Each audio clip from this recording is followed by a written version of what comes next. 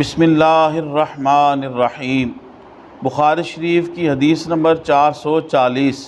حضرت عبداللہ ابن عمر رضی اللہ تعالیٰ عنہ بیان کرتے ہیں کہ وہ نوجوان اور کنوارے تھے، ان کی بیوی نہیں تھی، اور وہ نبی صلی اللہ علیہ وسلم کی مسجد میں سوتے تھے۔ خواتین و حضرات، حضرت امام بخاری رحمۃ اللہ علیہ آپ نے کتاب الصلاۃ میں یہ باب قائم کیا کہ مردوں کا مسجد میں سونا، اور یہ حدیث اس کے اوپر بطور دلیل لائے۔ اس حدیث پاک سے بظاہر یہ معلوم ہو رہا ہے کہ مسجد کے اندر سونا مطلقاً جائز ہے۔ خواتین و حضرات، اس حدیث پاک سے یہ معلوم ہوتا ہے کہ فی نفس ہی مسجد کے اندر سونا جائز ہے، لیکن یہ ضرورتاً تھا۔ گو کہ صحابہ کرام رضوان اللہ علیہ مجمعین مقام صفا کے اوپر بھی آرام فرما ہوتے تھے، دیگر مہمان آتے تو وہ بھی مسجد کے اندر آرام فرما ہوتے تھے، لیکن یہ ضرورتاً تھا۔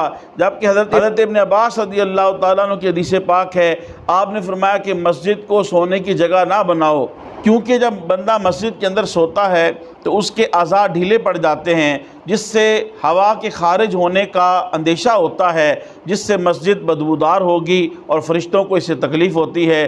اسی طرح شطر کے کھلنے کا اندیشہ ہوتا ہے، یہ بھی آداب مسجد کے خلاف ہے۔ لہذا ضرورتاً تو مسجد کے اندر سونا جائز ہے۔ یا کوئی بندہ نماز کے لیے آیا تو نماز کے انتظار میں وہ مسجد کے اندر سو گیا تو یہ بھی جائز ہے، کیونکہ وہ سونے کے لیے نہیں بلکہ نماز کے لیے مسجد میں آیا تھا۔ لیکن مطلقاً صرف سونے کے لیے ہی مسجد کے اندر آنا یہ درست عمل نہیں ہے۔ اور فی زمانہ تو مسجد کے اندر مسجد کے جو بل ہیں ان کے مسائل ہیں، سیکیورٹی کے مسائل ہیں، اور بہت سارے مسائل ہیں۔